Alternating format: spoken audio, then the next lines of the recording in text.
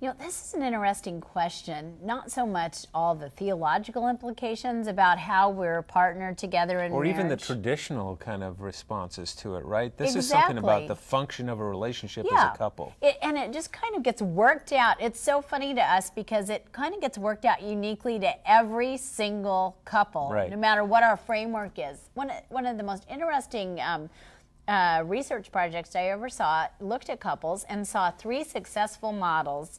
A peer model where they were really partners and kind of divvy things up and shared that, and they were stable and the relationship was loving. A traditional one where they had very defined roles and they were very different from one another. Right. Very stable, very happy. The one that struggled a little bit more was what they called the near peer marriage. And this was a couple that maybe they had the ideal that they wanted to be peers, but they didn't quite feel comfortable, didn't get it quite worked out, and Right. this was a couple that was the least satisfied. So, when we look at couples, we love to see the unique approaches every couple takes to kind of negotiating their partnership. And I love it when they're influenced by their personalities, by their unique skills and gift sets.